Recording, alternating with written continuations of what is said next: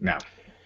Hey everybody, welcome to the Wrestling Inc. podcast. I'm Glenn Rubenstein, joined this week by Ryan Drake, the on-air host from NPR Oklahoma City. His debut comedy album is available now on iTunes. Ryan, thanks for joining us. Thank you so much for having me. I'm excited. It's a big week.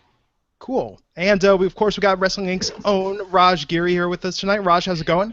Good. How are you guys doing? Very well.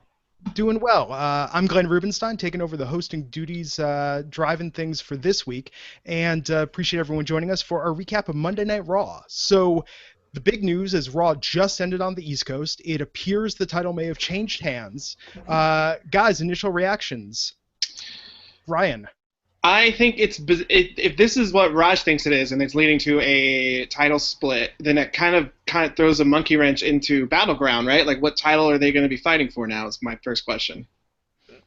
Yeah, that's a good point. But yeah, it does seem like one of the options we had when we were asking on our Twitter poll tonight, what would be happening, who would lead with the title. One option was Ambrose, one option was Rollins, and then the third option was a disputed finish, it would lead to the world, the new belt being created, the world title belt. So, that's where it appears to be headed. That's been the plan, is for them to split, and have two separate world titles. So, it just seems a little convoluted to do it on the episode the week of the draft. But, I'd rather wait until Battleground. But I'm sure this will go somewhere for tomorrow night. So, at least it has people wondering. Is there any chance that Battleground is for one certain title and the other one is still just going to be on Dean Ambrose? I don't know. I don't know if that makes much sense. I could see them doing something where, the winner of the fall, gets the title, and then there's no winner of the fall, and then they go to the split, But, then that sucks because then you don't have a winner for the pay-per-view. What if it goes no contest, and then on Monday and Tuesday next week they have to have that's when they decide. That would be the worst. Exactly. They could always go with something like that. I think it's tough when you have two champs, two guys that are booked this strong against each other to really come up with a definitive winner, just under completely fair circumstances. So I think it's an interesting way out to split it, but yeah, what do you do for the triple threat? That definitely brings to question there. Yeah, and that'll be interesting to watch how they address that tomorrow night on SmackDown. No, absolutely. So we're going to get into a recap of Raw. We're going to go segment by segment. But first, just want to let everyone know that this episode is brought to you by our friends at HostPapa. HostPapa's powerful web hosting solutions and cloud-based productivity tools are perfect for small business owners, digital entrepreneurs, and freelancers. Go to hostpapa.com/wrestling today and use our exclusive promo code Wrestling to save 15% off their popular shared web hosting packages. That's hostpapa.com/wrestling. So, good read. Thanks. Jumping into Raw tonight, let's go segment by segment. Starting off, we had Stephanie McMahon come out and welcome us to the show, interrupted by Shane McMahon, and they both announced their choices for the general managers of SmackDown and Raw.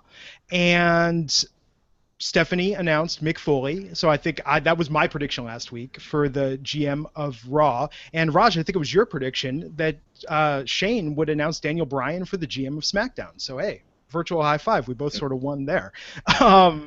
What did you guys think of the news? First to you, Ryan. I thought this was a triumphant night for male facial hair. We have that going on. I thought for sure that Triple H was going to be the GM of Raw. I was actually very surprised that Mick Foley was there. Yeah, I guess from a storyline aspect, it didn't completely make sense why Stephanie would go with Foley. But beyond trying to poke a fork at the plot holes, it's a good choice. It's a fan friendly choice. I think people are kind of tired of the heel GM. But you know what? I just feel like already SmackDown is at such an advantage because you've got Daniel Bryan, no Stephanie McMahon, and only 2 hours. You're not doing a 3-hour show, and you got Mauro Ranallo on commentary with Jerry Lawler, who's been great since Mauro's been there. So is Jerry Lawler back? Yeah. Yeah. He came back a couple weeks ago. So just those factors alone, I think, make SmackDown already a more enjoyable show. Even before they've even done anything. So it'll be interesting to see. I think SmackDown's off to a little bit of a head start, though. I can't imagine Mick Foley lasting longer than like a couple of months. Yeah, I mean his past 10 years haven't lasted that long, but here he's in a position where he's not going to have Vince McMahon in his ear all the time. He's being scripted his segments, and so I can see it working out. So it just how well it works. If the audience responds to it, and I mean that's the big thing, if it's working out or not. It felt like some transparent, like Holy Foley promotion is going to be coming pretty heavy. And I honestly thought that there was a chance that Shane might introduce Noel as his GM after that. Well, it makes sense because Bryan's still under contract, right? So, I mean, this seems like a good way to utilize his talents. And it's funny, Raj, when Raj and I spoke earlier today, I predicted it. I'm still predicting it tomorrow night for the draft. I think there's going to be a swerve, and it's going to get flipped, that Vince is going to force Daniel Bryan to work with Steph and Mick to work with Shane, because I think that is much more interesting TV from week to week. That's how I would do it, at least. That would be so awesome. No, I mean, I think there's got to be some conflict, right? Or else, I don't know. Or else, what's the point of having that secondary character? But I really liked both picks. I think that as it is now, there seems like it's setting a tone for what they're going to do with SmackDown. But the other big announcement in this, and this is the part to me that goes with Bryan flipping over to Raw, is that Steph announced that Raw is going to have a new Cruiserweight Division and belt. That is huge. Historically, WWE's been terrible at handling the cruiserweights and the cruiserweight division, but Triple H being in power with them doing more and more with the cruiserweights, with the Cruiserweight Classic. If I'm a betting man, just from the past, and Vince McMahon still is ultimately, where the buck stops, and it hasn't worked out so well in the past, I wouldn't put my money on it working, but at least there's a chance. And so I for one, I'm looking at it. And I think Raw is the right show to have it, because with the 3 hours, you need more content, and having a separate division, just on Raw, I think really helps fill the show. Okay, two things. Did it feel like Shane was about to announce that they were going to have their own exclusive division before the audience cut him off with the yes chance, and they just never got back to it? Because I got that vibe. And then two, does that mean they're going to be drafting people from the Cruiserweight Classic? I'm guessing that whoever wins the Cruiserweight Classic will now be crowned the champion, and they're probably going to bring most of those guys up, unless the people that didn't impress at all, I'm sure they'll leave behind. But they've already started signing a lot of those guys to contracts. So. But does that mean they're going to be draftable tomorrow, even though we're only like 1 day into the tournament? No, I wouldn't think they'd be a part of the draft, because it's only on Raw. So I would think that's something that's right. coming down the line. Gotcha. So they really have made a big deal out of announcing this again and again. But I mean, just for the people at home who have not heard this a million times, the draft rules for tomorrow night on SmackDown, the live draft for the brand extension, Raw will be getting the first pick. Raw gets 3 picks for every 2 picks that SmackDown gets. Tag teams can be drafted together as one or broken up as individual picks by commissioners or GMs. And 6 NXT call-ups are allowed. What do you guys think of the format? Raj, I'll ask you first. What do you think of the format for this draft? Well, I mean, it does stack it against SmackDown, but at the same time, really outside the first 6 or 7, then everyone's kind of, on the same level. So it's not like you're getting a lot more value with 2 mid-carders versus 3. So I think because I think they're going to start off each with 1, right? So they each pick 1, then my understanding was that they each get 1, then Raw would get the next 2, and then SmackDown gets the next 1, or something along those lines. Yeah. But I mean, that's so you can still divide the top stars evenly with that method, and then kind of fill Raw out more, since it is the longer show. I don't like that they announced the rules. Like, I wish that they wouldn't have announced that there's going to be like 6 NXT call-ups, and we might take a tag team or we might not. Like, that just tells you that they're gonna do that. Like they're gonna split up a tag team is basically what they're telling you. Well, I don't like that they already announced that the Lucha Dragons are splitting up. Why not save that for tomorrow? I mean, and not that anyone cares, but at least it gives it a little meaning. I don't know what other tag team that you should break up. That would benefit anyone. Just please not the Shining Stars. Please keep the Shining Stars together. That's all I ask. I could see them breaking up. I could see them breaking up like Breezango and just one person wanting Tyler Breeze but not Fandango. I could see that, but I don't know. They've been pretty entertaining, so I wouldn't want them to break up just yet because they really weren't going far before. I can't really think of any other tag teams I'd want to split up. Yeah, it'll be interesting. But it's weird with the Lucha Dragons. It sort of speaks to where their standing is now. They did it before the show. It was sort of tossed off as an aside during the match, which we'll get to in a few minutes.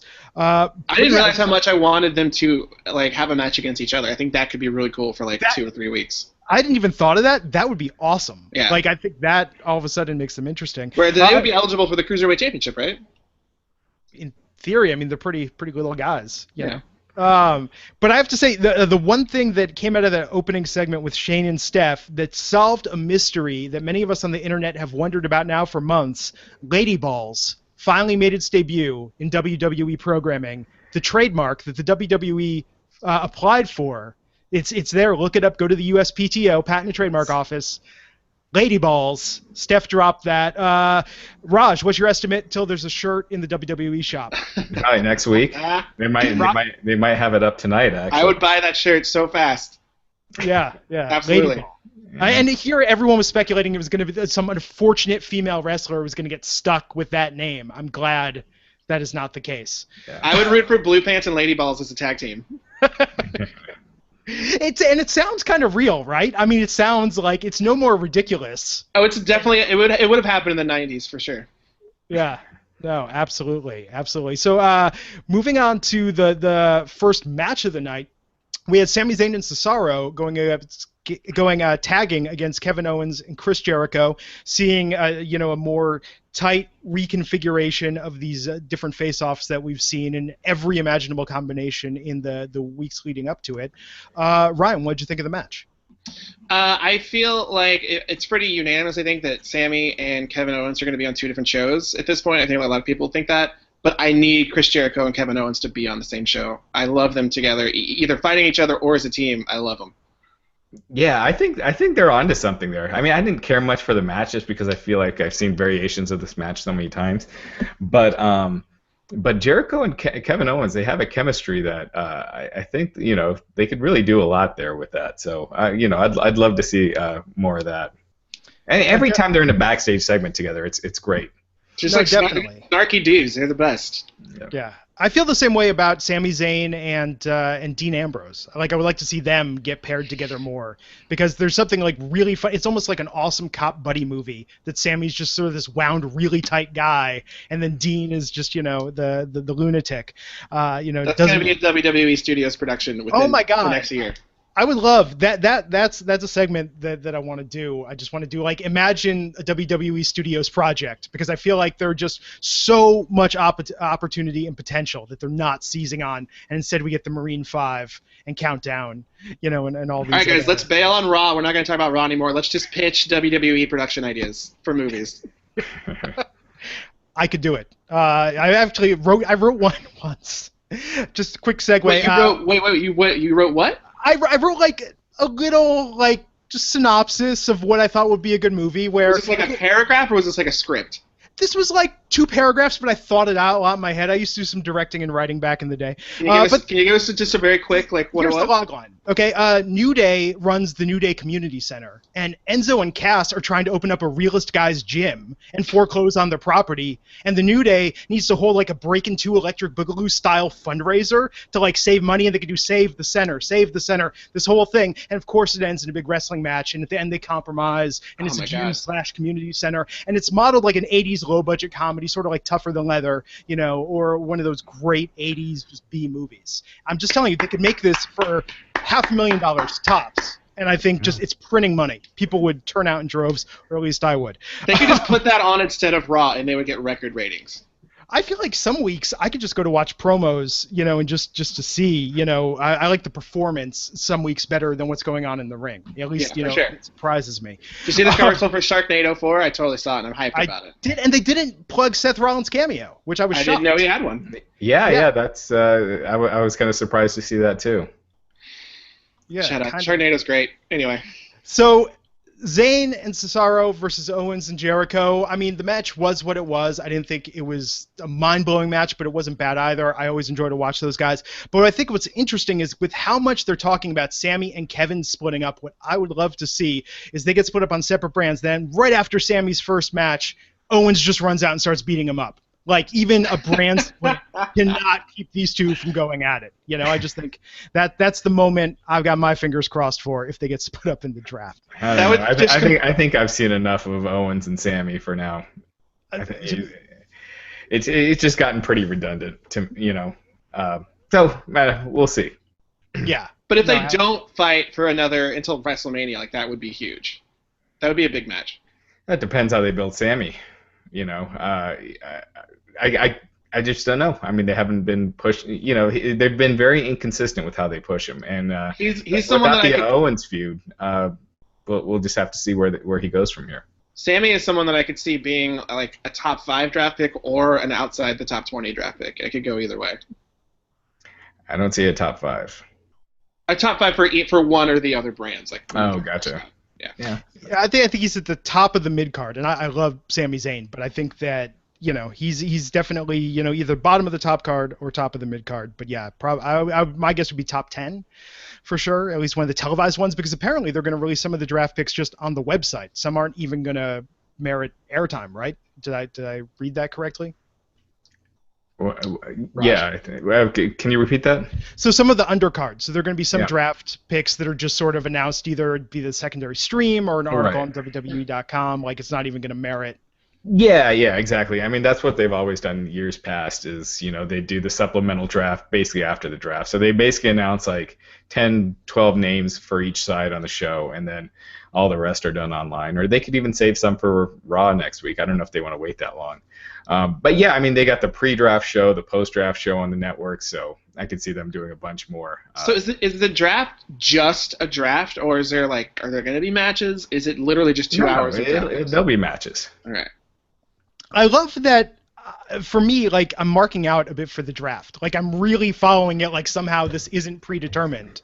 That there's actually something happening. WWE's treating it that way, though.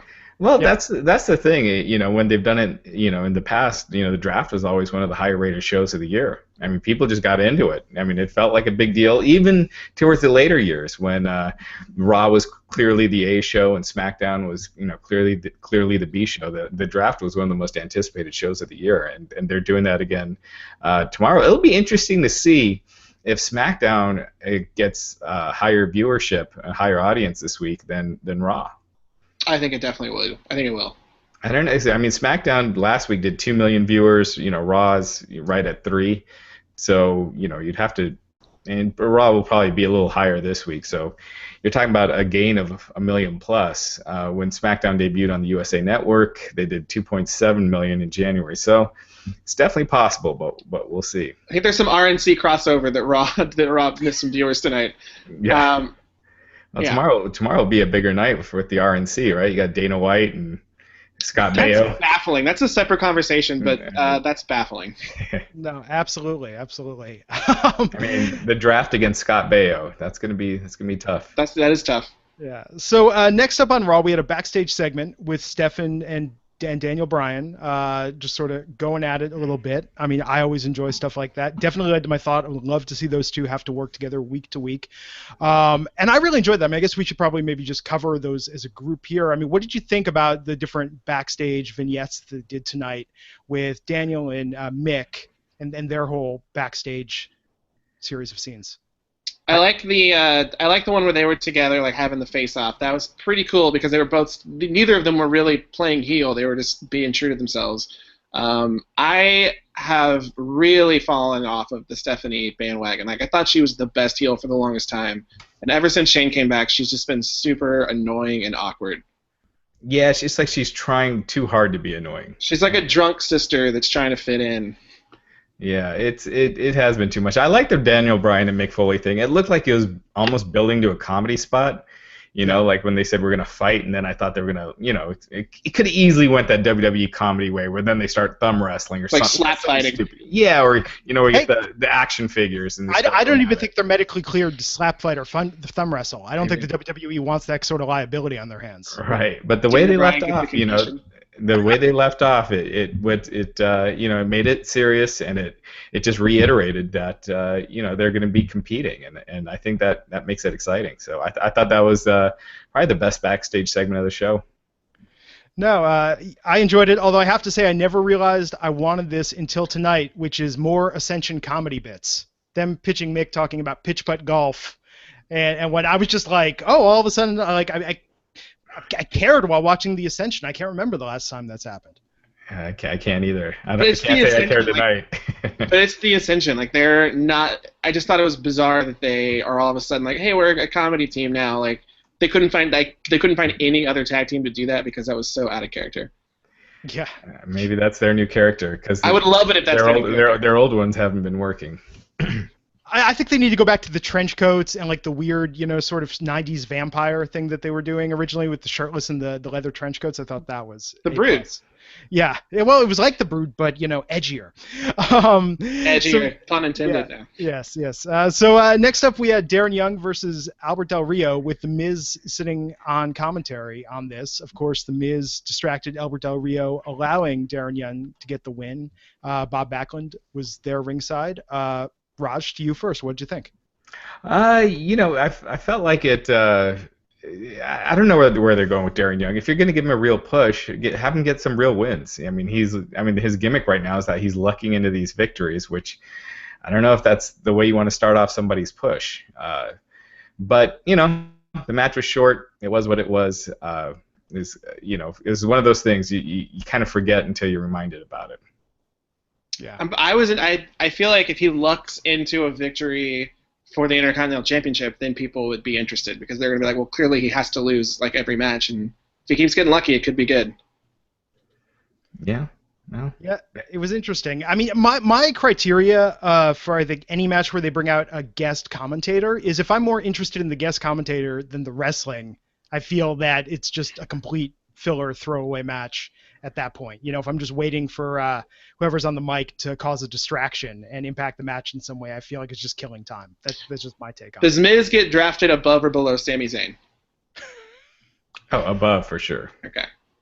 And I feel like that's a total like kayfabe thing, right? I mean, like the Miz having greater value, I think they have to do that to protect, his A-list status, as it were, in the WWE television universe. Does he get drafted above or below Kevin Owens?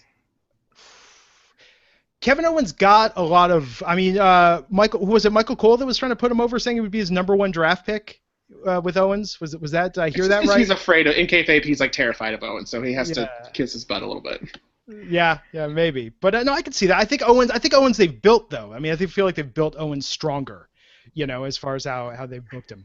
That's just my take on it. So we'll get to the rest of Raw in a second, including the 12-man main event tag match that happened, which was very entertaining. But first, want to take a moment, give some love to our sponsor of this episode, Host Papa. Raj, as a business owner, as a guy that works on the web, what are some challenges that you've faced in running a web-based business when it comes to your web hosting? Well, I've been dealing with having to deal with web hosting companies, since I've been online. I mean, that's the one thing you've always got to deal with. So that's definitely one of the most important, scalability for your website, and finding a good quality hosting company that's consistent with good support that you can easily contact when something goes wrong. So those are all huge.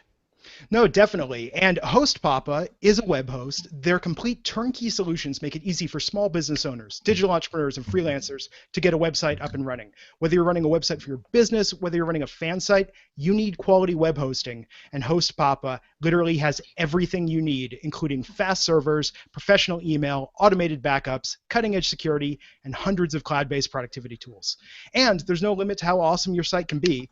Host Papa has a super easy to use drag and drop website builder. You can use their simple one-click WordPress installer, and you can have an awesome website up and running in no time at all.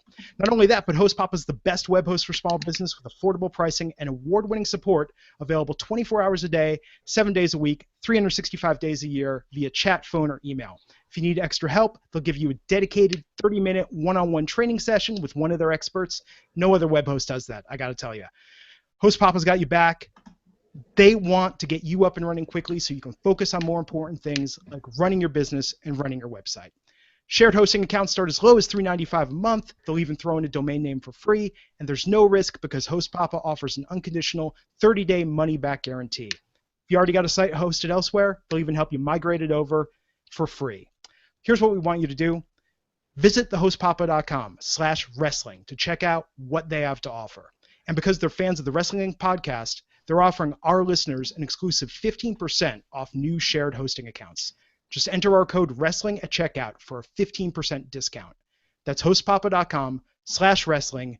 Use the code WRESTLING to get 15% off powerful, reliable, and secure web hosting. Hostpapa.com. Big thanks to them for sponsoring the show. So, up next on Raw, we had the 12-man tag match. Enzo and Cass, John Cena, and New Day versus the Wyatt family and the club.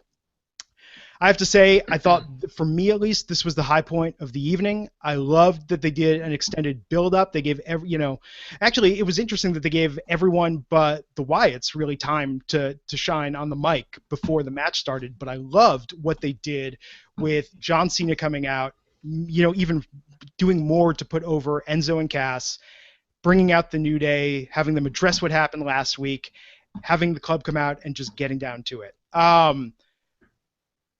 Ryan, to you first. What did you think of the match? I have so many thoughts. Was it 4 segments altogether, the whole thing? It was long. It was very long. I think so, between the promo and the match. I love that the New Day were just calling out Pokemon. I thought that was excellent.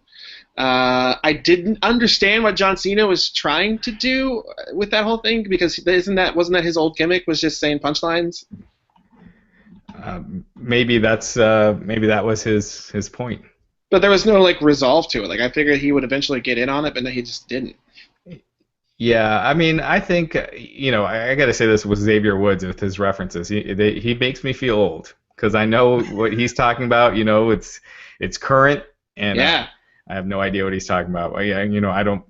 Pokemon Go, it's an app, right? It's the app, Raj. Raj, you got to get on this. I've been walking 5 miles a day. I'm hitting my step goal for the first time in ages. Absolutely. It's insane. It's insanely addicting. Wait, what level are you, Glenn? I'm about to hit level 15. Oh, that's nice. I'm level 13. When he said he's level 21, that blew my mind. How does he have time to do that? Well, because the Pokestops are at venues. Pokestops are at venues. There's lots that makes total sense. And he got some heat when he shouted out Team Valor. I like that. For me, the best line was I think it was Enzo that said something about AJ Styles having a soccer mom haircut. Yeah. Oh yeah. That was a me tweet originally on Edge and Christian. They read that, but absolutely true. AJ Styles to me looks like Kathy Bates. He looks just like her. But I gotta say, man, Enzo might be the best talker in WWE right now. I mean, the way he just handled that segment, the way he just owns the crowd for someone who's been on the main roster for so little time. I mean, the dude just has it, and it's clear that they don't see him on that level. I mean, he lost tonight. This was the 3rd time he's gotten beat by AJ Styles, I think, in the last 2 or 3 weeks. It's you can have Big Cass take a fall here and there. People aren't going to remember it in 6 months when you give him the big push. But just having Enzo get beat over and over, and you got to think that at Battleground it's going to be AJ Styles and the Bullet, the club going over on Cena and Enzo and Cass just to build up the SummerSlam match. And I see they want to make get some steam on Styles and make him look strong, but I think you just don't have to have Enzo be the guy always taking the fall. I agree that Enzo is the best talker right now for sure, but I was impressed, and I've been impressed for a couple weeks now by Carl Anderson on the mic. I feel like he's doing okay. He keeps shouting out his hot Asian wife. I think that's hilarious. That was hilarious. And you know, I thought everyone did well on the mic at this segment. I think Xavier Woods is really good. I think he's the star of the New Day on the mic. And yeah, and you know, Enzo's gold. No, Was this the first? Was this the first week they were doing those weird like Taco Bell superstar facts, or have I just missed those? It's the first I noticed. They randomly do them, so Okay. they'll do it like six. You know, they'll go 3-4 months and then without doing them, and then do one randomly. Okay. So the thing I loved, and I get what they were doing, was Cena telling them that, you know, hey, you're joking around, we got to get serious for the match. It plays into the narrative with them losing the match tonight. I think they might go over and win at Battleground. That's my thought, given how they've booked it so far, that they're setting it up to make it a comeback win for Cena and his team.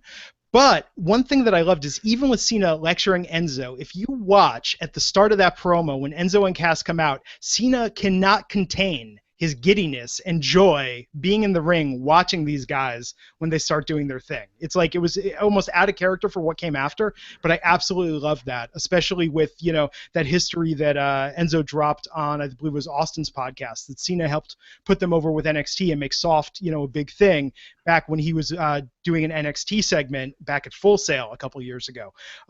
So I just really enjoyed seeing that side of Cena. Although it was interesting, when he comes out and did the never give up, that's what gets me through every day, I couldn't help but think, what adversity does John Cena face on a day-to-day basis at this point in his life and career? Who's trying to pressure John Cena into giving up on a daily basis? Nikki Bella's trying to pressure him into getting married. He's just never give up. Never give up. Yeah. He seems like a handful, so I think that's where it's coming from. But I got to say, so here's my big qualm with this, and I know we talked last week about what they did with the Wyatt compound. I feel like, look, I'm not a huge Wyatt fan. Like, I've actually come around on them a little bit in recent months. I would start to understand their appeal. But if you want to build them as this really scary, devious faction that you should be afraid of, how do you do that when you make such a big deal out of the stuff leading up to the compound? You do that short film they showed with Battle at the Compound, and then you have New Day show up like, no, we're good. Back to Pokemon and unicorns. Everything's cool. Yeah, that was weird. That whole segment was just like completely forgotten. You know, and Xavier Woods doesn't seem scared at all now of the Wyatts. You know, it seemed like that, and that I thought was the most interesting part of the feud was Xavier Woods' reaction to the Wyatts, and now it's completely gone. So yeah, it was just kind of a wasted segment, I guess. I kind of felt last week that they were just doing that in retaliation, obviously, to the final deletion, and it probably would just be forgotten after that. Yeah, maybe. But they built it up for a couple weeks before, right? Now I do not follow TNA, you know, closely, but did TNA like announce that? Like in the weeks ahead, did people know what that was going to be? Because they dropped the idea of Bray inviting them to the compound. What was it, like 2 or 3 weeks before that actually happened? Oh yeah, they've been building to the final deletion for a while. Yeah, they were doing like previews for it, so we knew stylistically what it was going to look like. And I think I had read on Reddit that WWE employees had like an advanced screening of it, basically. I think I'm not for sure. I think I read that. I just feel like between what happened at WrestleMania with the Wyatts, between this, like I'm not a huge Wyatt fan, but I'm outraged as someone who thinks that they deserve better than they're getting, you know, with sort of the inconsistencies and the trying to make them serious and then just sort of undercutting that at every turn for, you know, as the storyline. They're being drafted all separately as well, right? Are they? I'm pretty sure. They're all listed as like individual superstars and not a stable or a tag team. I believe I know one of them, one or two was left off the draft list. I believe Luke Harper was left off because I think he's still injured. Yeah, Gotcha. yeah, he was off. But the other 3 are listed individually. That's too bad for Eric Rowan because that never ends up well for him if he doesn't end up where the Wyatts are at. I was such a big Eric Rowan fan for like a week whenever he was coming out with that weird janky like Mumford & Sons song. When he was just all by himself, I thought it was great. Yeah, I don't know about that. I'm a fan. Shout out to Eric Rowan. But I have to say, so as far as the match itself goes, I mean, Raj, what did you think of the actual? I thought it was good. they I think they just do a lot of those spots way too often, like where everyone starts hitting each other with their finishers, and you kind of know the finish is coming. So but the crowd was into it. The crowd was live. They did kind of like a little Hulk Hogan. There was a spot there that reminded me of like a Hulk Hogan match when it came down to Big Cass and Braun Strowman. And Big Cass blocked Braun Strowman's punch and then threw like 3 punches, and, came off with a big boot. That kind of took me back to like a Hulk Hogan King Kong Bundy match or something. But yeah, it was. I thought it was good. You could, again, you always tell that they're protecting Big Cass, and when you got Big Cass and Cena on a team, it's Enzo that takes the fall. Yeah, Ryan, final thoughts on the match? I enjoyed it. It was the highlight of the night for me too. 4 segments was a lot, but it kept my attention, and I loved when Enzo tagged himself in to face Braun Strowman, just one-on-one. I thought that was cool. That's pretty cool. And I will say this, for 4 segments, that was one of the the better 4 segments, straight segments in a long time on Raw, as far as keeping your attention and not getting bored. It was long, but I didn't get I never lost my attention during it. All the people involved in the match are like favorites. Yeah. Like, there wasn't really a weak link in the whole match. Right. No, that was the All-Stars. Yeah, it was like Avengers versus X-Men. I mean, it was just, I'm normally not a fan of the huge chaos matches, but I have to say that was pretty good, for how they handled it. Excellent comparison. Yeah, I mean, so after that we had sort of a cool-down match. I mean, we had a backstage segment before that with Foley talking to Breeze and Fandango. And the cool-down match was Sin Cara versus Baron Corbin, where the announcers dropped it that the Lucha Dragons are no more, but then Kalisto running out to save Sin Cara. I mean, I thought that was interesting timing how they did that, because it was one of those things where I was talking to my wife and I was like, oh yeah, they announced they broke up today. And she was like, then why is Kalisto running out to get involved in this match? I was waiting for him to turn. That's what I wanted. I wanted them to fight. I think it was done as a way for WWE to let fans know that they're completely finished with pushing Kalisto. Just have him get beat like a geek after he comes out fresh, and just gets destroyed. So. Yeah, but again, I don't know why they didn't just wait till tomorrow to split them up in the draft and just give it, give that unpredictability, more of that to the draft itself, as opposed to just randomly doing it, on a Facebook stream tonight. I wish they would have said whether it was a WWE decision to split them up or if they had decided, like, hey, it's time to go our separate ways. And if that was the case, I would have loved to have seen that conversation between them. Yeah, I would have liked that with a reference to Kalisto being like, Sin Cara, it's like you're not the man who you were when we started this duo. Oh, and they just have like a breakup, like a very public breakup. Yeah, but also a sly reference to the fact that we have the second Sin Cara, currently. Oh, that's funny. Just something to acknowledge that. But yeah, I would like to see them go up against each other. I think that would be interesting. I mean, still, heart of hearts, I hope that, they bring back Mysterio or work something out with him and actually have like that is the Lucha influence be a big part of the Cruiserweight division. Like, I personally would like to see that. But yeah, I thought the breakup, it was just handled in a weird way. And Baron Corbin, I don't know. I mean, I actually kind of started to like him towards the end of his NXT run, and appreciate him for what he's doing. But I feel like the way they've been booking him, it's like, I don't know. I mean, they're booking him strong, but I just don't care. I mean, yeah, I did nothing to make me care about him. They rushed him. He wasn't ready. Like you said, towards the end of his NXT run, you're like, oh, he's getting better. Yeah. But he wasn't ready. And, with his size and everything, his look, he got pushed too quickly to the main roster, and that's usually not a good thing. He can be overcome, but he's starting at a disadvantage. Wasn't there a weird promo package for him just randomly on Raw either last week or 2 weeks ago? It was just like, hey, he's still here. Yeah, they did. That was a while ago. I feel like they when they do these packages, sometimes I feel like they just toss them on. It's like, run it again. They'll forgot they saw it already. I mean, I'm pretty sure I saw it recently, and I feel like he's also a prime candidate for someone who could get pushed really quickly once they split the brands up. Yeah, absolutely.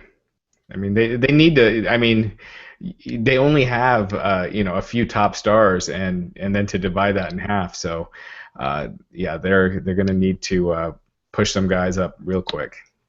So up next, file under things that we've seen before, just in a slightly different configuration. We had Sasha Banks and Becky Lynch versus Dana Brooke and Charlotte. Raj, thoughts on the match? It's weird to be doing that same match, except you're getting a mystery partner, just days earlier. I just, I just think that's just so weird. It's like, if the NWO, when they did that, and they did that same match on Nitro the week before, but had a third person. I don't know. It just seems strange to be doing that. It'll be interesting to see who the mystery partner is. I know a lot of people have been saying Nikki Bella or Naomi. I think the problem with Nikki Bella is if it is her, then she would be the focus. I think Naomi, it would be kind of a cool return, but the focus would stay on Sasha. I think they need to do that because I think the point here is to have Sasha pin Charlotte and then build to SummerSlam. So I'm guessing that it's Naomi that's going to be in that mystery partner spot. But as far as this match, at least it wasn't Sasha versus Dana Brooke in a one-on-one. I love Sasha Banks. She's my favorite wrestler, and if Nikki Bella, I really hope it's Nikki Bella for her mystery partner. I thought it could maybe be Bayley. That's been the speculation. Sasha said it's not. But I think it would make sense, especially with the draft. So people would lose their minds if they were on a team together. Oh, absolutely. Yeah, I think it'd be awesome. And maybe Sasha did that as a red herring, when she said this past weekend that it's not going to be Bayley. That could have been just to make it more of a surprise. Because, that's what Jericho always does. Whenever he says he's not going to be on Raw or, he's not coming back, that usually means he is. So, didn't he quit on Twitter like a couple weeks ago? Yeah, he said goodbye to WWE. Yeah. It could be one of those deals. I felt kind of bad for Dana Brooke. Like, I felt when she came into NXT, she was kind of touted as like the next big thing for the women's division, and then she got hurt, and she's just never fully recovered from there. And she also got put on the main roster way too early. Yeah, exactly. It's just way too. Yeah, she just isn't ready, and you can tell who's ready and who's not. And I know why they want to keep some of those guys in NXT because they're the ones that are keeping the buzz going. It's you get rid of Finn Balor and Samoa Joe, and you got a very depleted roster then, and NXT isn't NXT without a lot of those top guys, and Nakamura, and all of who are probably going to be drafted tomorrow. Do you think that all three of them, and I mean Finn Balor, Joe, and Nakamura, do you think they all three get drafted tomorrow? I think so. I think Finn. Out of the three. I feel like Joe and Nakamura still have a lot to do in NXT, and they would just completely deplete them if they were gone. Yeah, well, Joe's the champ, but they've done it before where people get, moved to the main roster and they stay the champ and work, still kind of pull double duty until they drop the title. So I could see them doing that.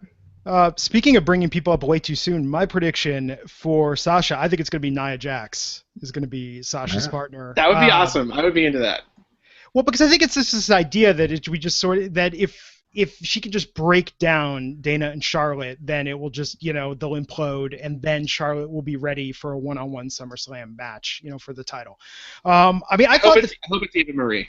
And could you imagine if you went with Nia Jax against Dana Brooke, and you go with Sasha and Charlotte, which is probably what they're going to do and they should do. But man, Nia Jax and Dana Brooke, those matches would be ugly. Yeah.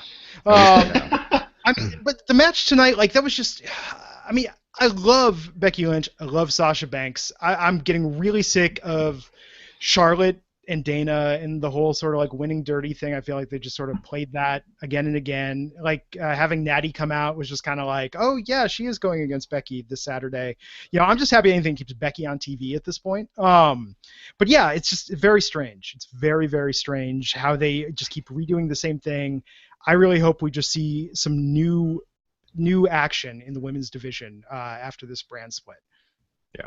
Is it going to be? Do we know if it's going to be exclusive to one brand or the other? No, they're splitting the women's rosters too, so they're going to have two women's championships or no?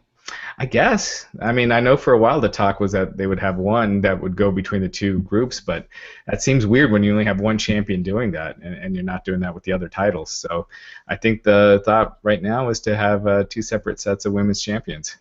Their roster is not deep enough for that. That's going to be weird. No, absolutely not. And the tag team roster isn't deep enough. Yeah, I really think that they should have it where the champions are the ones that go on both shows, and And, you know, if it looks like it's not working out, you could easily then split the title. But it's much harder to start with 2 titles and then go back to one, then, you know, then have the champion working both shows and then, you know, and then split them up. So I think they're making kind of a mistake with this. I did notice that Brock Lesnar was listed as draftable on the list that they put out. Yeah, and sure. I feel like kayfabe, if he's not number 1, then something's super wrong. I don't think he's going to be number 1. I don't think he is either, but I can't imagine what their reasoning would be.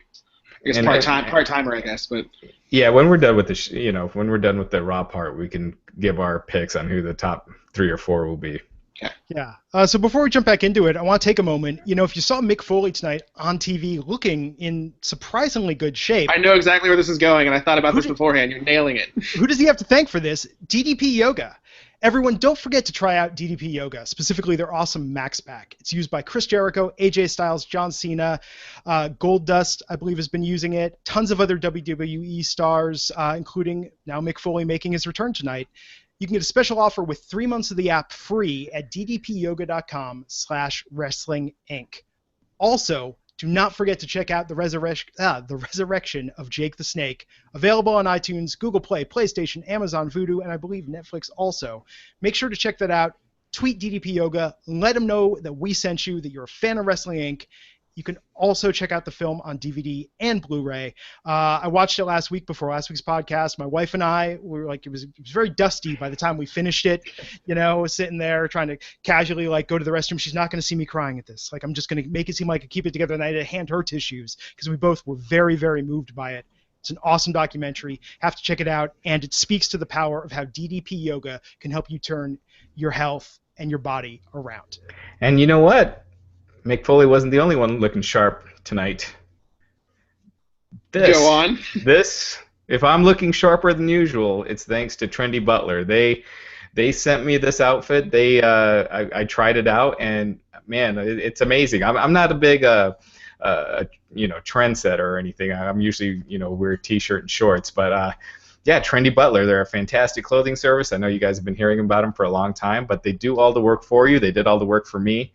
You just select a style profile, and they have a stylist that handpicks clothes that cater to you. And they did that for me. I had this nice shirt, these nice shorts, and some pants that I've been wearing all weekend. So definitely check them out. Their technology personally caters to each user's style preferences, sizes, and overall personality. And for only $65, you can get over $150 in designer clothes. So make sure to use the code Wrestling10 at sign up to get $10 off, and visit trendybutler.com and check them out on Twitter and Instagram. I am a DDP Yoga disciple. It's the best. I use it, and it's awesome. Cool. No, I've got it. Can't wait to get started with it. I intend that this week is going to be the week that I bust it out and get going with it. Because it gets tough. It's a lot tougher than it looks. It gets real tough when you start getting into the deeper stuff. And everything I've read about it's been fantastic. Every time it comes up on Reddit, every time it comes up on Twitter, I don't think I've heard from anyone yet who's tried it and not loved it or found it very effective in terms of turning their body around. Also, I feel like you understated how good Mick Foley looked tonight. He looked incredible. That's the best I've ever seen him, I think. He looked almost thin. Yeah, there was a side profile view. There was a side profile view where I was like, dude, there's no pudge there at all. He's just killing it. Yeah. I mean, he was using DDP Yoga to get in shape for WrestleMania. It's clear that he's sticking with it, and yeah, he's looking in the best shape I've seen him. Yeah. And if you watch that documentary, the other reason you should feel really great about supporting Diamond Dallas Page is because the man is a saint. If you just look at what he has done for people that have used that system, I mean, not just Jake, not just Scott Hall. I mean, it is just very clear that the guy is really committed, walks the talk as far as helping people, get on track and turn their lives around. I feel very good about giving him my money. Yeah. No, cool. Yep. So getting back to Raw, we saw 2 interesting things tonight that I thought we should discuss back to back. That were one was a break-in format. Seth came out and gave this monologue in an empty arena, talking about the Shield and the demise of the Shield and what, both with Roman and Dean and the championship and what it meant to him. And I thought that was a very interesting break in format. And of course, it was followed by Dean cutting a Shield-style throwback promo talking about Seth. Raj, to you first. What'd you think? I thought it sucked. I thought the Seth Rollins Oh, promo sucked. I thought it was terrible. I was just waiting for the lights to dim and him to end with going scene. It looked like a play. It looked like he was doing a soliloquy in a play. It looked way over scripted and overacted. No one talks like that.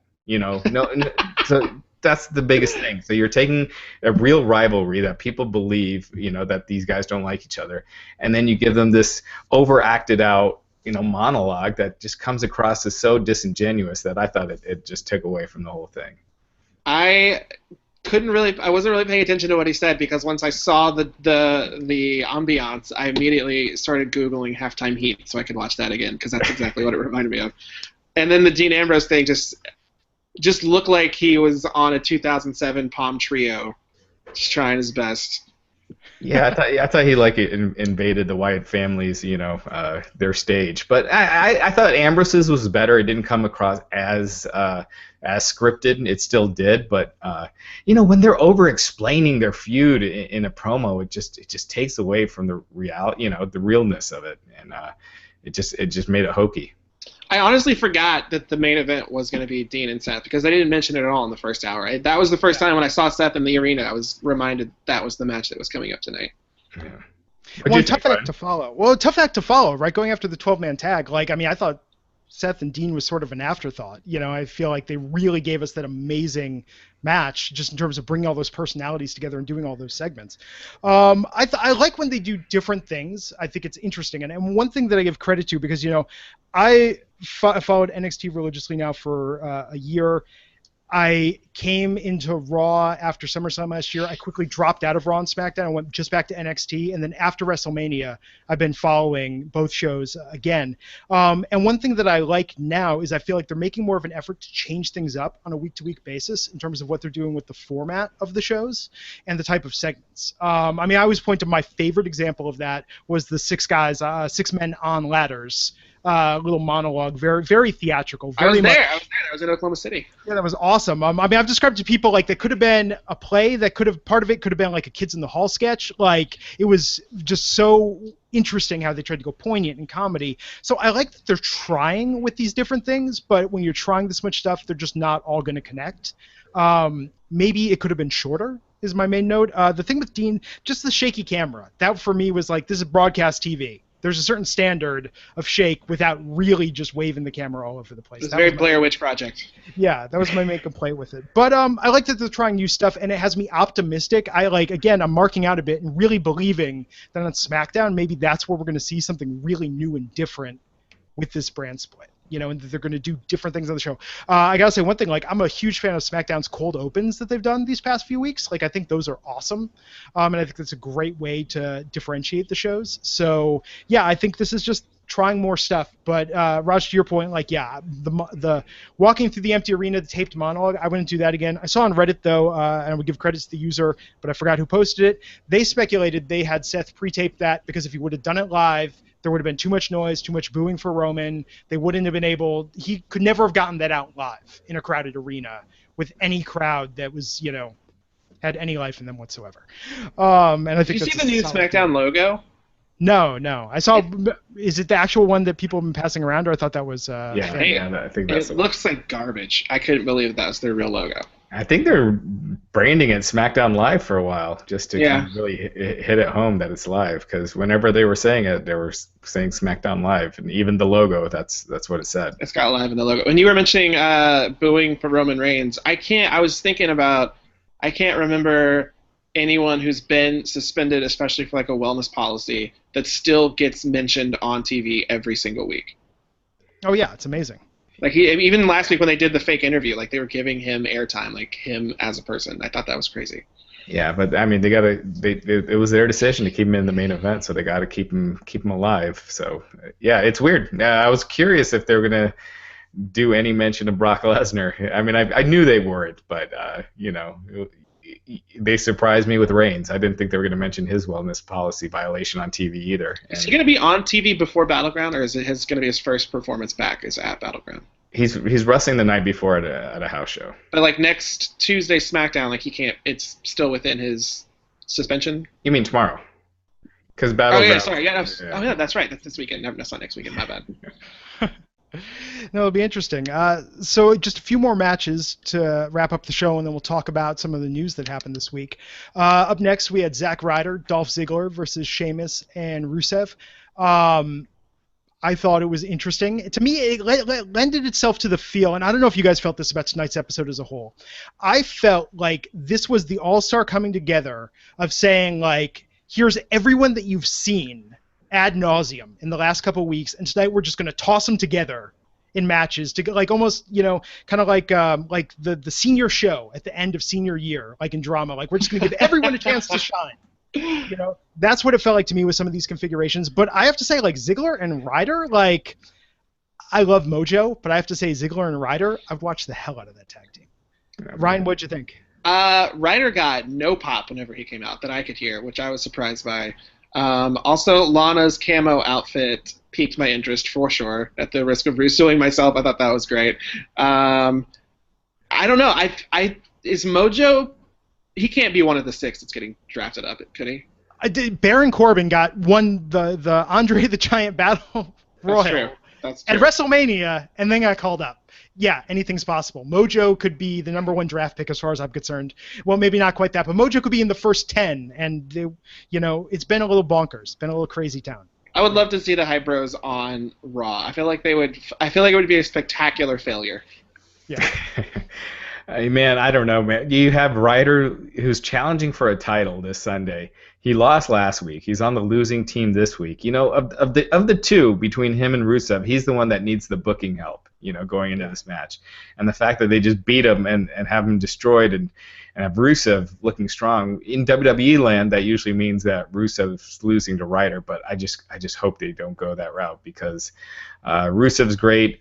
Ryder, it just brings the title down a bunch of notches. So didn't they just do that with Rusev and Titus? Like, Titus never looked strong in that feud? That's true. I mean, maybe that's Rusev's feuds for a little while. It's just making everyone look really bad. Which, well, no, they did like a whole year. They did a whole year of him just smashing people.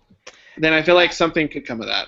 Actually, we talked about this last week. I stand by it even more now. Rusev is a vehicle for Vince McMahon to take out his grudges on individual wrestlers. So with Titus, we saw that. With Ryder, we're seeing that. Try and get yourself over. I'll show you. It's his personal payback machine, and I have to say I give him props for that. The match was what it was. Although Lana, like, embellishing that intro, what was that line? He's my fiance and therefore the only man that can have me. I was like... I was like, please tell me that was improvised. Like, that's almost too good to have just been written. I was kind of flipping back and forth between the RNC and Raw, and to hear Lana in her terrible accent, and then flipping over to Melania Trump in her terrible accent, it was great.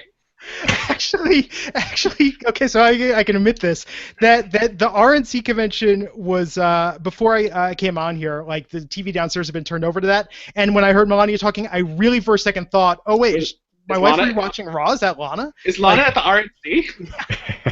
Like, because it's just, it's more that Lana's accent is just sort of an indeterminate accent of some sort of Eastern European. Yeah, it's not really Russian. It could be, like, you could tell me Lana was trying to do one of 20 different accents, and I would believe you that that's what she was trying to do. It could be a Czech accent. Sure, I'll buy that. It could be a Poland accent. You would believe it because you don't know what those accents are supposed to sound like. Kinda. I feel like I do. Okay. But I'm saying I watch The Americans. I'm a big fan of that show, and Lana does not sound like that when she's doing the Russian accent. So that's my baseline comparison. Hey, if Felicity does a better job, I think that really says all that we need to say. Shout out to Lana. I love you. Yeah. That was something. So we got some hype for Randy Orton's return this week. Are you guys excited?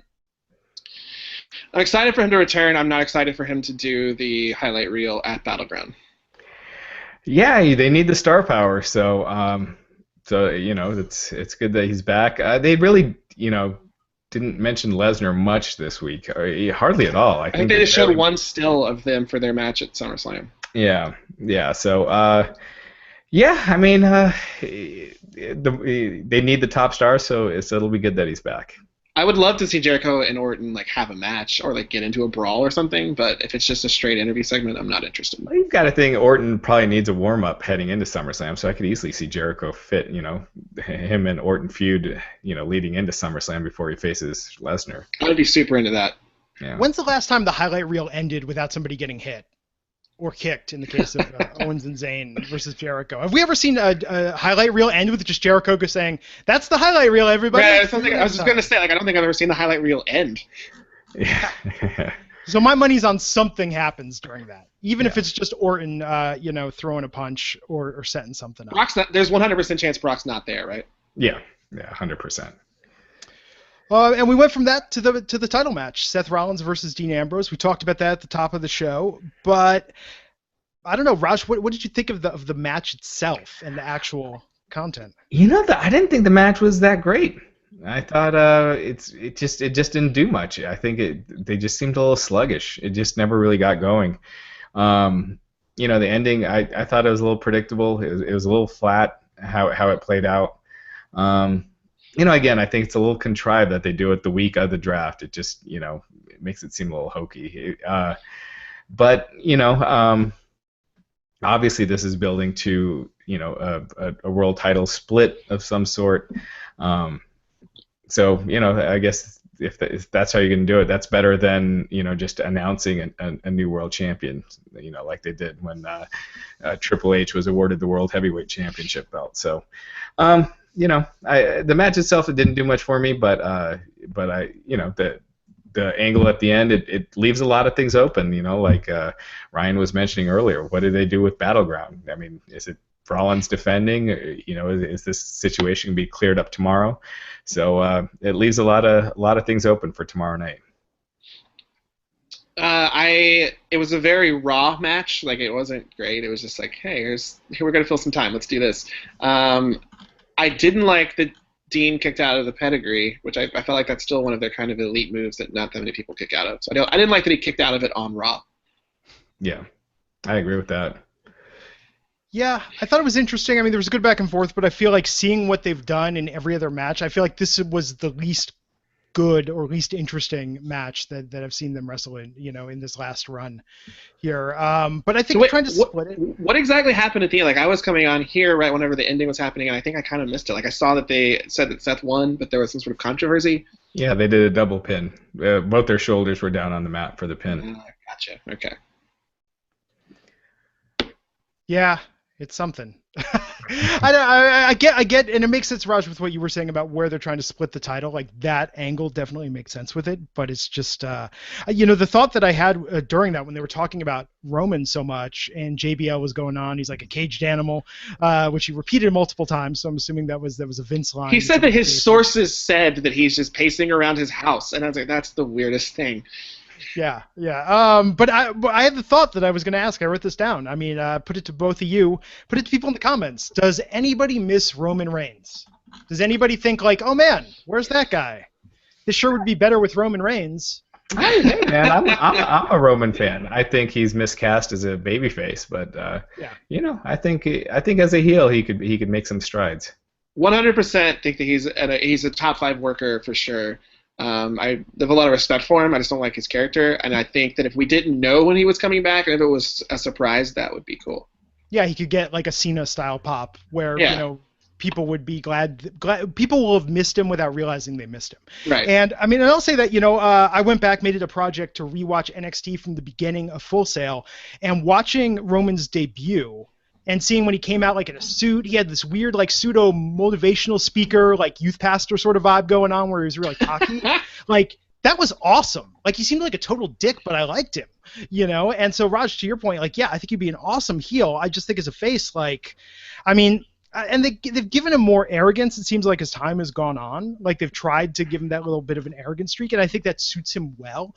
But I do genuinely feel bad for the guy. I mean, it must be very weird to be thrust into a position of being like, you're the guy, and everyone internally and in the company feels that, or the main guy in the company feels that, but the audience doesn't play along with it. Like, none of us can even comprehend what that must be like. That must be a very, very strange feeling, and it's a difficult position. I think he has potential. I just think that if you ease up on sort of ramming him down our throats, we might actually come to like and appreciate him on our own. Because the fans were liking him. The fans were liking him before he got pushed down people's throats. They loved him in the Shield. When he would come in the ring, when the Shield would wrestle, the place would pop. And they liked him as a babyface when the Shield split up. It was when they really pushed him hard as the top guy. And after he got injured and came back and they were really, pushing him that top spot that they turned on him. There was if they would have let it be more organic. Go ahead. Sorry. No problem. There was a Reddit thread this week where someone posted a link to the thread for the Survivor Series where the Shield debuted on the main roster, and they were just like, look how different people feel now, because everyone in that thread was freaking out over Roman Reigns debuting. They were so hyped about it. Yeah, that's interesting, because I didn't think Reigns was ready when he came on the main roster, and then he really, really busted his ass to get to, because he's really good in the ring now. Oh, for sure. Like Glenn said, he's got a lot of potential. I agree. No, he does. And I think, so here's the opportunity, right? So, I mean, the backstage gossip, for whatever, we could take that for, is that, Vince is still going to give him a push, but not the push. See what I did there? Nice. But so he's still going to be a top guy, not the top guy, and he's still going to be in the orbit. But I think that maybe laying off and like giving him that secondary role, hopefully, can give him something to grow into. I kind of liken it to the way that there's a lot of guys out there that maybe debuted on the scene as a lead actor and that didn't really work, but became great supporting players, or even in some cases character actors. And I think Roman could be a great part of the roster, but just maybe not the centerpiece focus of it, which is what it's felt like to me, since Rollins got injured. If there's a brand split, I don't think that he's the top guy at whatever show he's on, for sure. Yeah, so I mean that was another episode of Raw. And tomorrow night is the draft on SmackDown. Now, before we get to talking about that and our predictions, any final thoughts on tonight's episode of Monday Night Raw? Raj? I thought, overall I thought it was good, because I thought Daniel Bryan's just one of those guys that it's good to see him. He puts you in a good mood just seeing him and seeing him back. So, I thought that just kind of set the tone at the beginning of the show. I thought the crowd was amped, and the ending fell a little flat, but I thought it was a good show. Ryan? This was the first time I've watched Raw live for 3 hours straight in a long time, at least since The Bachelorette's been back on TV. I usually just DVR it, but yeah, tonight wasn't as bad as I thought it would be. I wasn't mad about it. Yeah, I think it was a solid episode of Raw, and in fitting tribute to Daniel Bryan, I'd say it's a B+. All right, guys. So real quick update. It was announced on the WWE Network that the match tonight between Dean Ambrose and Seth Rollins is a draw, and so Ambrose will be going into Battleground with the title, and yeah, that's the announcement. Well, that changes everything that we just talked about. Yeah. I still think it's. They still split the titles tomorrow? I don't know if it's tomorrow or or next week, but I think this is the catalyst to splitting the titles. That makes me think there's going to be like a dusty finish at Battleground, and that's going to piss me off. It could be. I mean, so I think what makes sense, though, this idea that Steph seemed to want to give Seth a title tonight, I think if that's how it goes in the split and Seth is the champ on one show, that totally plays into where we were at with Seth before in the Authority, in the sense they're literally just giving him the title and making him the champion. In my mind, that makes sense. The story-wise, that's the way to do it, and then Dean takes what he's doing, and maybe that goes to SmackDown. I mean, that's so did Shane have any power tonight? Was he out of power tonight, or was he still running Raw for this was his last night? I don't think they really specified. I mean, he got to do the Welcome to Monday Night Raw. He said, for right, because Stephanie was the one who gave the belt to Seth, and Shane didn't say anything that I saw. Yeah. Also, how are we supposed to know to watch the network after this was over? Yeah, I know. Yeah, that's weird. But all right, so I guess that's the show. A real quick programming note. And Ryan, I want to say thank you for filling in at very late notice for Matt Morgan, who was sick and couldn't make it tonight. He was originally scheduled. He will be joining us tomorrow, and we will be back on Wednesday afternoon at noon Eastern time. Vince Russo, he'll be back as our special guest each week for the Wednesday edition of the Wrestling Inc. podcast, where we will be reviewing SmackDown, talking about the big angles on Raw, and going through all the news up until that point. So join us Wednesday, And now I think we'll get into the news. Yeah, so this week, the big news, and Raj, I know there were some great articles on Wrestling Inc. about this, Brock failing the drug test. So what's the full story on that? Possible. So, he's entitled to a full review. He was flagged for a USADA violation. Very rare that, so, they have an A and a B sample. The A sample came back, flagged the violation. He could get the B sample tested. And he will, and if that comes back, dirty, then you're going to a hearing with the Nevada State Athletic Commission. So that would probably happen pretty quick. John Jones had his today. Nothing's been ruled on yet, but you've got to think. You've got to think if USADA comes down on Lesnar, if the NSAC comes down on Lesnar, that WWE will probably have to follow suit with something. And if this happens in a few weeks, then that puts SummerSlam in jeopardy if WWE feels like they have to suspend Lesnar. I mean, there is precedent for this. They fired Billy Gunn in the past, for something that happened months earlier in an out-of-competition bodybuilding contest or a strongman contest. So there have been times in the past where people have, failed drug tests that weren't administered by WWE where they've had to act on it. So we'll have to wait and see. It'll be really interesting. So you got to keep following that one. No, definitely. Do we want to talk also about this lawsuit today from the former superstars? Yeah. Ahmed Johnson throwing down. Is Ahmed Johnson in there? I think so. I'm pretty sure. Yeah. He's part of the group. Oh, the names when I had first posted the story that I saw was it was Superfly Jimmy Snuka, Mr. Wonderful Paul Orndorff, King Kong Bundy, and Road Warrior Animal were the only ones that they had named. Yeah, it's obviously they see the sweet cash that the players got from the NFL lawsuit, and by no means am I taking neurological damage lightly. I'm sure there is something to it. But I think it's just this lawyer is trying to get his payday from WWE. I don't know who wouldn't guess that being dropped on your head over and over is good for your health. But yeah, it'll be interesting to see what they can prove and if they can get this thing to trial. I'm looking at some Jabron website that's not as good as WrestlingInc.com, obviously, but they are saying that Ahmed Johnson, Earl Hebner, and Sabu are all part of it as well. Okay, interesting. Yeah, when I see Marty Jannetty, there was a list. Just a surprising amount of names that I hadn't thought about in a while. Well, it did say Earl Hebner. It did say dozens. So Earl Hebner, was it Earl or Dave that took that huge bump from Hulk Hogan after that Andre the Giant match that where Hogan? They're both listed and they're both on there. So. Oh, they're both on there. Yeah. That seems odd. But yeah, the lawsuit said dozens of wrestlers and referees, so they've got a lot of people on this. So it's the same lawyer that tried the other lawsuits against WWE. The one with Billy Jack Haynes. But this one, they've got a lot of people coming in. So we'll have to wait and see.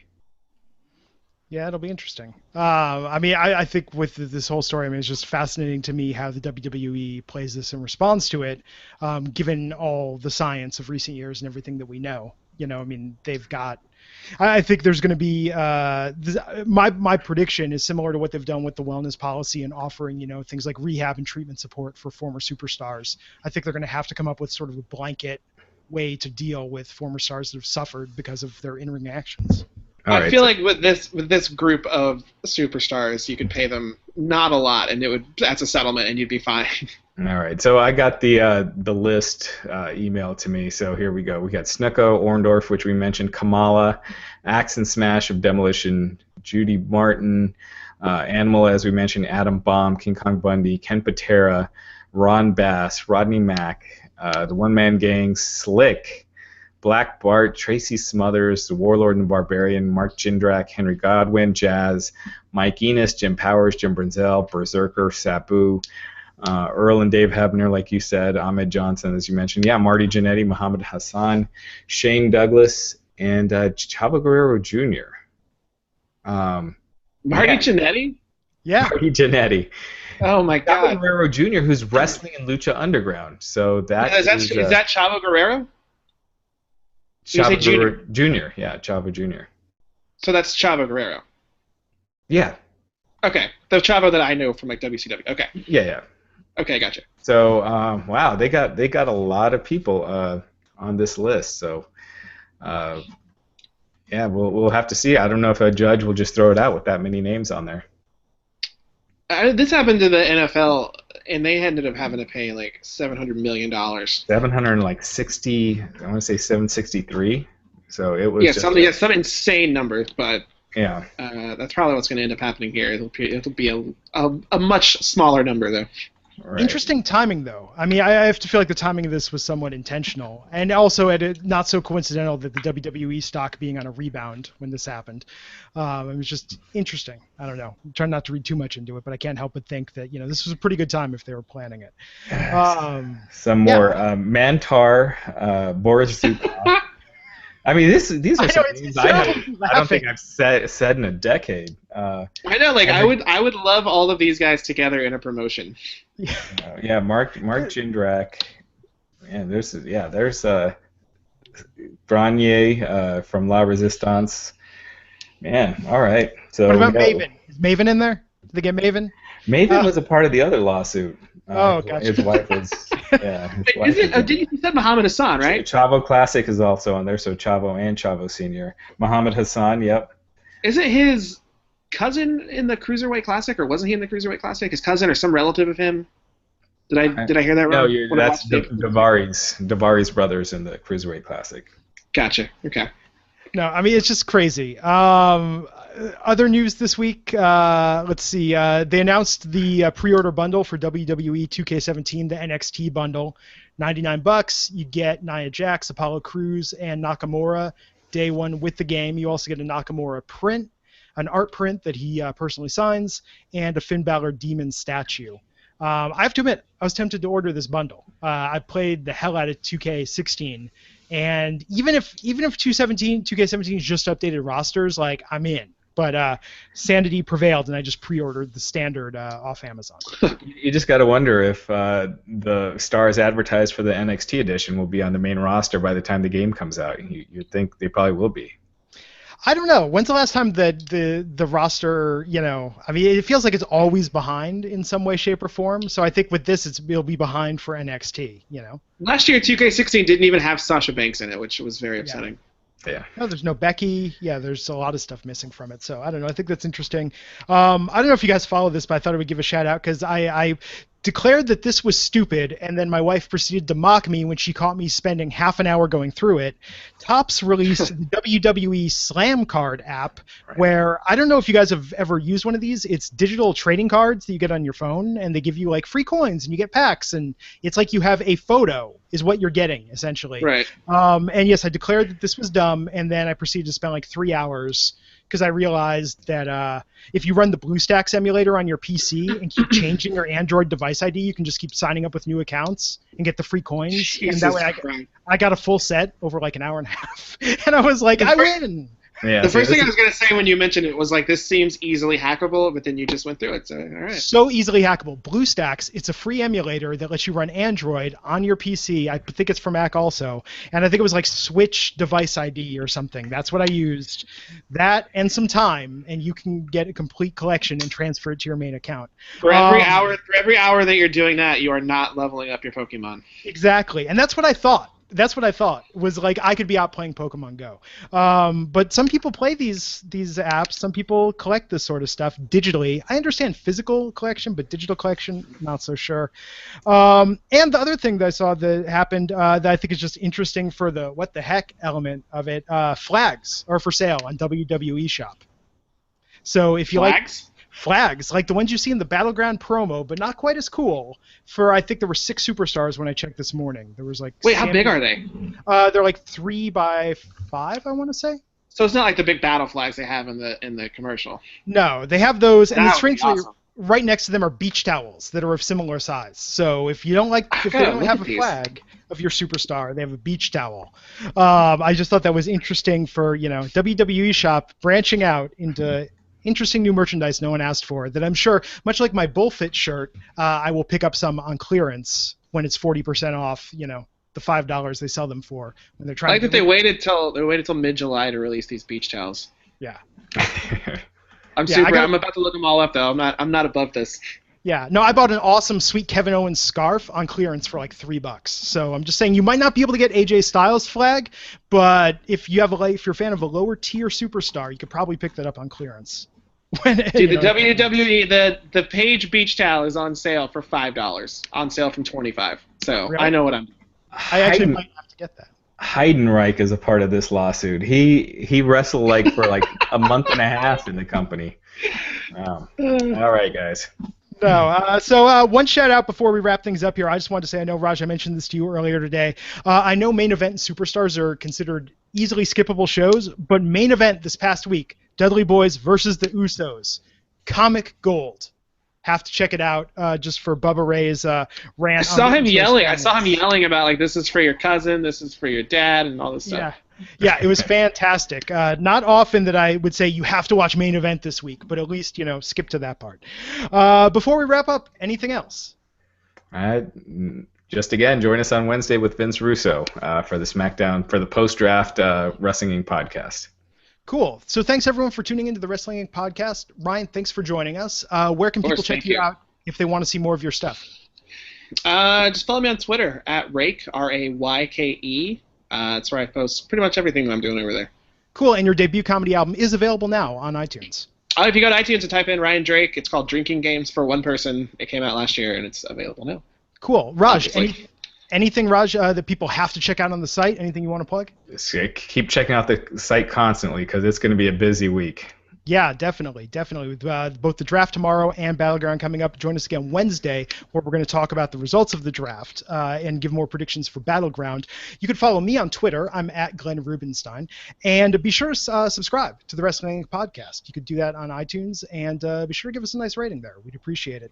So, on behalf of Raj, Ryan, and myself, thanks for tuning in, and we'll see you next time here on Wrestling Inc.